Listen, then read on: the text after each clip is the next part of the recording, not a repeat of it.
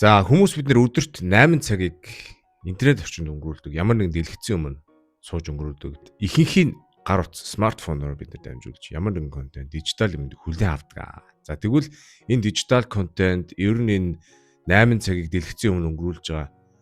Тэгээ энэ цаг хугацаа бидний сэтгэл зүйд ер нь яаж нөлөөлөд байна?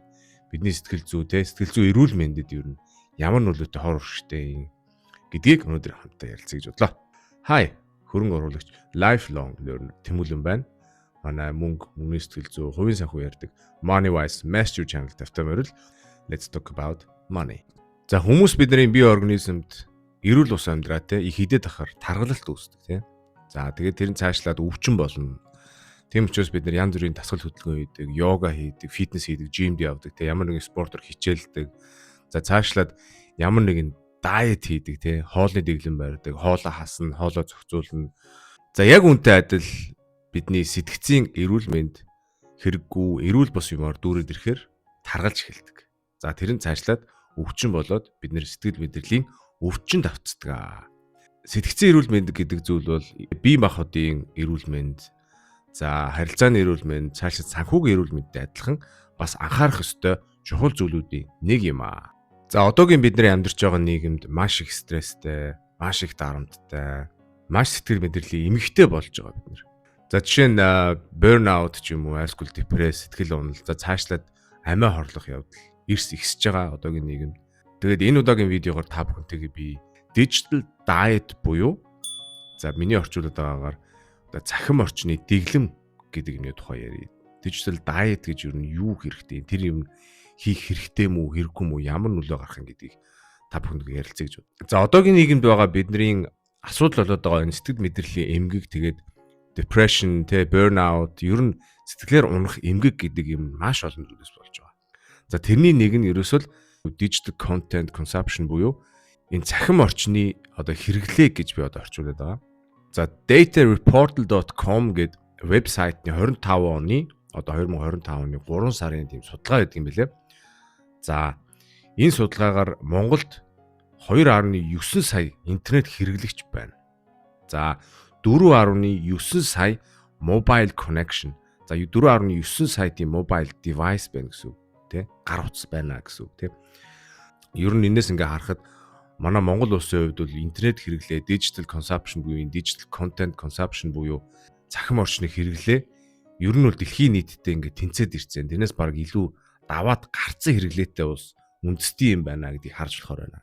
За энэ технологийн дэвшилтэд 21-р зуунд амьдарч байгаа бидний хувьд бол мэдээж digital content-гүй амьдрна гэж байхгүй, гар утасгүй амьдрна гэж байхгүй, смартфонгүй амьдрна гэж байхгүй. Тийм учраас нэгдүгээр сэтгцийн эрүүл мэндэд анхаарах цаг болжээ. За хоёрдугаарт digital diet буюу за цахим орчны мацаг гэж би орчуулад байгаа. Цахим орчны мацгийг хийхгүй бол болохгүй болсон үе гарч ирж байна. За digital diet буюу цахим орчны мацаг гэж би орчуулад байгаа. Тэгээд энэ нь ерөөсөө юу юм бэ гэхээр ерөөсөө цахим хэрэглээг хянах, цахим хэрэглээг хязгаарлах, өөрийнхөө сэтгэл санаа сэтгэл мэдрэлийг жоох хамгаалах тийм механизм л ярих гэдэг. Тэгэхээс ямар ч digital content-гүй амьдрна гэж байхгүй, гар утасгүй болно гэсэн үг шүү дээ. Ер нь хамгийн гол нь бид нэр дасгал хөдөлгөөн хийгээд, хоолны дэглэм бариад, биеийн жиндээ анхаардаг шиг яг адилхан digital consumption-а цахим орчны хэрэглээг хянаад, хязгаарлаад тэгээд сэтгэл мэдрэлийн эрүүл мэндэд анхаарахыг л яриад байгаа юм аа. За энэ тухай ярилцъя дээр. За digital diet-ыг яаж хийх вэ? За нөгөө л миний яриад байдаг сайн дадал, муу зуршил бидний өөрийн мэдлгүй альскул зориудаар хийдэг зүйлүүд бүгдээрээ дадал буюу зуршилтай холбоотой байдаг. За муу зуршлыг бол сурахад амархан, хаяхад хэцүү. Сайн дадлыг сурахад хэцүү, хаяхад амархан байдаг. За digital consumption буюу цахим хэрэглээ бас муу зуршилтай холбоотой. За яагаад бидний тарих digital consumption цахим хэрэглээнд дуртай байдгийг, тэр хүндиндээ яагаад их допамин ялгаруулдгийг, бид нар ад жаргал авдгийг гэдгийг судалсан зөндөө олон эрдэм шинжилгээний ажлууд байдаг, зөндөө олон papersүүд байдаг. Та бүхэн өөрсдөө интернетээс орж хайж үзээрэй. Яагаад scroll social media биднэрт ад жаргал тухайн үед ад жаргал үүдгийг, яагаад дараа нь тэрнээсээ болж стресс ордгийг, депресс ордгийг гэдэг олон сонирхолтой баримтууд байдаг. Тэгээ та бүхэн бас өөрөө судлаад үзээрэй. За тэгэхээр digital diet буюу цахим орчны мацгийг яаж барих вэ? За миний өөрийн туршлагаас гэвэл хамгийн чухал нь ерөөсөө л өөрийнхөө identity буюу өөрийнхөө үн цэнийг өөрчлөх явдал юм байна. За жишээлбэл энэ нэг social media-г багасгачих хийсэн, айсгүй уцааж ахын баг майж хийсэн гэж бодох биш. За ер нь маш тодорхой. Би бол social media хэрэглэгч биш. За ямар нэгэн тодорхой social media тэ Facebook ч юм уу, Instagram-ийн хэрэглэгч биш. Би TikTok-д ороо те скролл нь болдог хүн бишээ гэсэн identity өөрийн үн цэнэ тодорхойлох нь чухал. Мэдээж ингээд хэлэхэд амархан хийхэд хэцүү те. Тийм амархан бол юм биш. Гэхдээ бас яг муу зуршлыг хайнаа, сайн дадлыг сурнаа гэдэг чинь ерөөсөө яг эндээс эхэлдэг identity өөрийн үн цэнэ бий болохоос эхэлдэг. Тамхи татхаа болж байгаа хүн бол би тамхи татхаа болио гэж хэлэхгүйгээр би тамхи татдгүй хүн, би эрүүл уушигтай, эрүүл амьдралын хэв маягтай хүн гэдэг identity-г өөртөө бий болгож иж тамхи татахгүй болох тэр магадлал нь эрс өсдөг юм а гэсэн олон судалгаа тийм papersүүд байдаг юм байлээ. Тэгээд та бүхэн ч гэсэн энийг өөртөө ингээд туршиж үзээрэй. Би яг identity өөрийнхөө үн цэнийг бий болгоод би яг social media-д ашигладаг хүн бишээ. Social media-гаар ямар нэгэн муу мэдээ авдаг хүн бишээ гэсэн өөрийн identity-г бий болгох юм бол дараа нь хийхэд амархан байх болно. Би өөрийнхөө туршлагаас яриад байна тийм.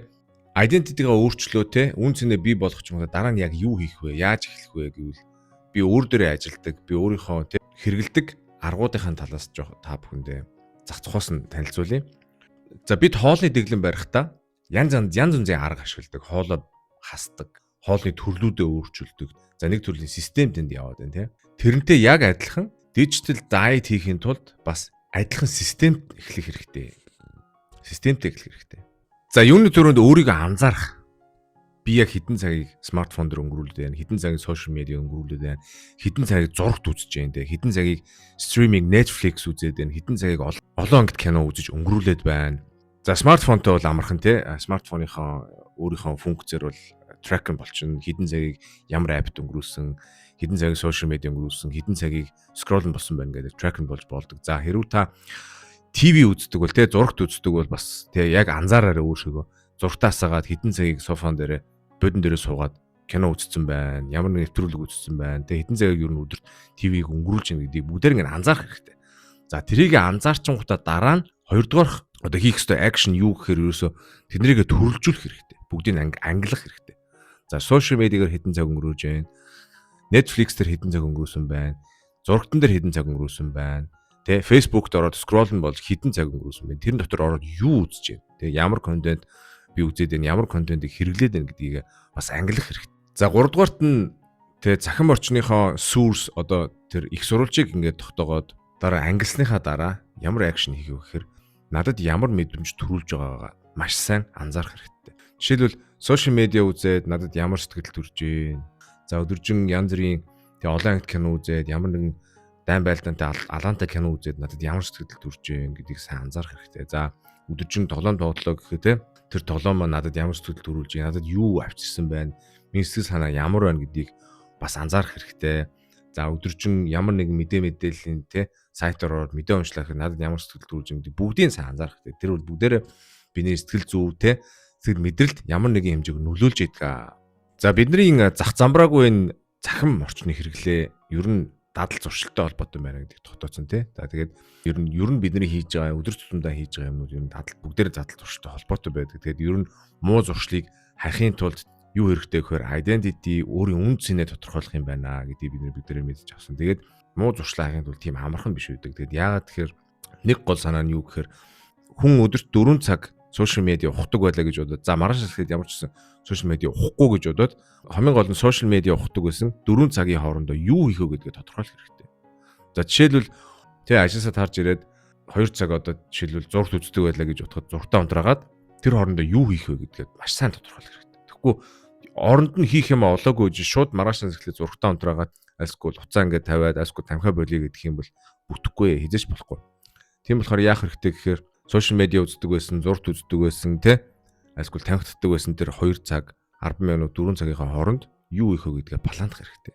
Жишээлбэл хүүхдтэйгээ тоглож болно, ямар нэгэн шинэ хоббитой болж болно, шинэ хөгжмийг сурж болно, өөрөө бие дагаад хэл сулж болж байна, гадаа гарч алхаж болж байна, өөр юу гэдгийг ямар ч байсан гоё өөртөө хэрэгтэй юмар сольж болох юм аа. За тэгээд өдөр тутмын мэдээллийг авах болий. Яа тий янз бүрийн сайт руу орж тий болж өгөхгүй юм уншихаа болий. Тэрний оронд харин юу их вэ гэвэл ном уншиж болж байна. Лаглаг хүмүүсийн тий гоё подкаст сонсож болж байна. Гоё ном сонсож болж байна тий. Утсан дээр таж аваад иймэрхүү байдлаар тэр хийдэг байсан муу зуршлаа сайн дадлаар сольж тэгж оронд нь юм хийхгүй бол зүгээр шууд маргааш шууд за болио гээл шууд хайчих юм бол муу зуршил хитэж гэж арилахгүй. Яагаад тэгэхээр хүн эхний 1-2 хоног хайжсна дараа нь тэр оронд нь хийх юм байхгүй болонгууд нөгөө л муу зуршлаа хийж эхэлдэг. Нөгөө л байсан байранд буцаад очдөг. За тэгээд эцэст нь монголчууд бид нэр эртээр үеэсээ эхэлж мацаг барьдаг байсан. За одоо мацаг барьдаг хүн бол маш ховор болсон. Тэгээд мацаг барьдаг байсан бол илүүдэлжингийн асуудалгүй байх байлаа. За тэрнтэй яг адилхан бас цахим орчны мацгийг бол хийж болдог байгаа. Жишээлбэл амралтын өдрөөрөө буцаан унтраагаа тий уцгүй өдөр ч юм уу нэг тим юм хийж болдог байгаа. За жишээлбэл амралтын залханд гарыг гэхэд уцаа гэртээ үлдээгээд ямар ч тийм одоо тий цахим орчин байхгүй нэг өдөр 2 өдөр 3 өдөр 7 хоног 14 хоног байж болдог байгаа. Тэр нь биднэрт ямар нөлөөтэй юм бэ гэхээр бидний сэтгэл зүйн амар амгалан тайван байдал тий стресс, depression, burnout-д автагдахгүй тулд маш чухал үүрэг гүйцэтгэдэг гэдэг эдэмшилгээний тий янз бүрийн судалгаанууд баталсан байдаг, том эрдэмтдүүд баталсан байдаг. Тийм болохоор бид нар юу хийж хөвших хэрэгтэй вэ гэхээр яг тэг биеийн эрүүл мэндэд анхаарлаа хандуулдаг шиг, хоолой сойдог шиг, мацаг барьдаг шиг, дасгал хөдөлгөөн хийдэг шиг бидний тарих бас жоохон анхаарал хэрэгтэй байдаг. Тэ өдөр болгон янз бүрийн муу мэдээ ингээл аваад өдөр болгон янз бүрийн болж өгөхгүй юм ингээд үзээд байх тусам бидний сэтгцэн эрүүл мэнд тэр хэмжээгээр мууцаар байдаг юм аа. Тийм учраас өөрсдөө сэтгэлийн эрүүл мэндэд анхаарах хэрэгтэй. Digital diet хийж сурах хэрэгтэй гэж хэлмээр. За тэгээд эцэст нь digital diet хийснээр хүний сэтгцэн эрүүл мэндэд ямар нөлөө, ямар үр дүн гарах вэ гэдгийг би өөр дээр хийсэн туршлагуудаар, өөр дээр хийсэн аргуудаас та бүхэнтэйгээ хамт ярилцъя гэж бодлоо.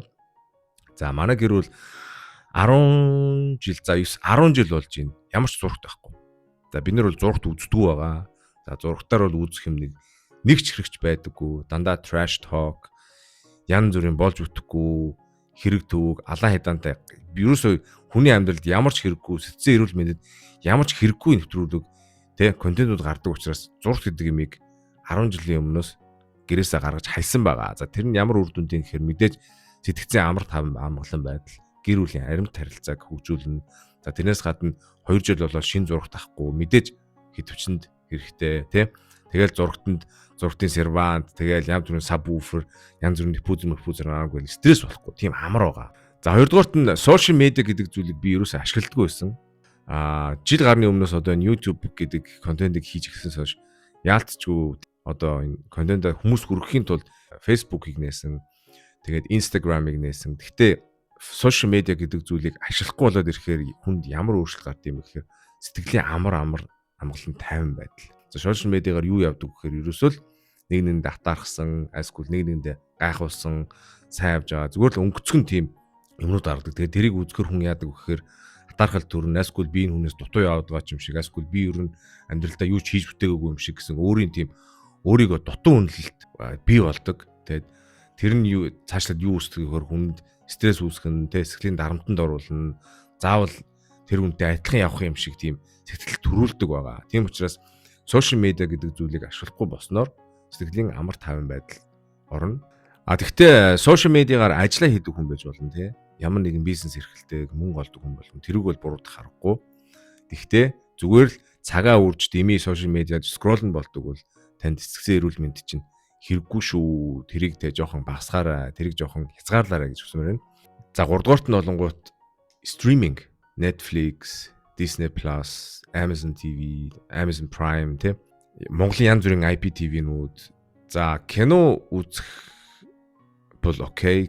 Кино театрт очиод кино үзээ тэ яг очинд нь очиод гайхалтай гой блокбастер, гой кинонуудыг үзчихэд болно. Гэхдээ бол одоо нөө binge watching гэдэг зүгээр л цаг нөхцөөж 4-5 цаг, 6 цаг тэ бүхэл бүтэн уикендээр ингээ кино үздэг хүмүүс байдаг. Тэгээд тэр нь бол миний бодлоор ямар ч хэрэггүй. Тэгээд сэтгэл санааны депресд оруулна, ямар нэгэн өөрчлөлт бол авчирна гэж би боддог тий. Таргалалт ингээд мэддэхгүй явж байгаа гівэнд ингээд өвчин болдог шиг бидний сэтгцэн эрүүл мэнд бас мэддэхгүй ингээд явж байсан гівэнд ямар нэгэн нөлөөнд автнаа. Тийм учраас кино үзэхэ боллоо, ямар нэгэн стриминг тэ IPTV-г боллоо гэж бодоход мэдээж хитвчэнд хэрэгтэй. Стриминг болгон тэ IPTV болгон өөр юм гэсэн онцлогтой байдаг, өөр юм гэсэн кинонуудтай байдаг. Тэгээд нэг гой кино таалагдлаа гингүүд Netflix дээр байхгүй бол өөр Amazon Prime дээр байвал тэрийг бас төлж тэрийг үзэх хэрэгтэй болно. Тэгээд тийм учраас ер нь бол миний бодлоор ямар ч хэрэггүй гэж бодож байгаа. Юунд хэрэгтэй вэ гэхээр ерөөсөө л тэр Netflix л хэрэгтэй. Биднэрт бол бидний өдөр тутмын амьдралд бол тийм айхтар хэрэгтэй зүйл бол биш ээ. Тэгээд ер нь бол сэтгцэн эрүүл мэндэд бодохын тулд бас энийг бас анхаарах хэрэгтэй гэж бодож байна. За дөрөвдүгüүрт нь компьютер тоглоом, гар утсын тоглоомыг тоглохоо болоход ямар нөлөө гарах вэ гэхээр хэрв та e-спортын тамирчин биш л бол гар утсан дээр тоглоом тэ компьютер тоглоомоо багасгах үед маш их цаг хугацаатай болоод ирдэг. Тэгээд тэр их цаг хугацааг өөрийнхөө хөгжүүлэх, ном унших, хүүхдүүдэд тоглох, найз нөхдөдөө гэр бүлийнхэнтэйгээ амьд харилцаанд оролцоход ашиглаж болно. Тийм учраас маш бас хязгаартай, контролтой хэрэглэх хэрэгтэй. За тэгээд та бүхэндээ эцэст нь базаад хэлэхэд толгоо хэрэггүй юмар ингээд үргэлээвэл яг нөгөө өөхлөлттэй адилхан, таргалтай адилхан ааж маадмар явсараад гиг үнд эмгэг болдог, өвчин болдог. За тийм учраас бид нэр одоо өөрсдөө биедээ анхаардаг шиг сэтгцэн эрүүл мэндэд анхаарах цаг нь болжээ. Тийм болохоор хаяач гэсэн өдрийн талыг ч гэсэн асгүй оройдоо ирээд 2 цаг ч гэсэн дижитал дайет хийж сураарай. Цахим орчингоо жоохон хязгаарлаж сураарай. Дэлгэцийн өмнө өнгөрөх цагаа жоохон хязгаарлаж сурах хэрэгтэй. Амар олон бенефитүүд гарч ирнэ. Олон цаг хугацаа гарч ирнэ. Тэгээ мөнгөнд бас мэдээж хэмнэлттэй. Тэгээд ядчил хоол идэж явахдаа юм үзэхэ болоход ямар хоол идэж байгаа амталж болно, харж болно, ямар хоол хийгээд миний өмнө тавьсан байна гэдгийг харна. Тэгээд та бүхэнд энэ хүртэл хамт байсанд баярлалаа. Ингээд дараагийн дугаарт та бүхэндээ би олон сонирхолтой сэтгэл зүйн, мөнгөний сэтгэл зүйн талаар ярих болно. Ингээд түр чаа.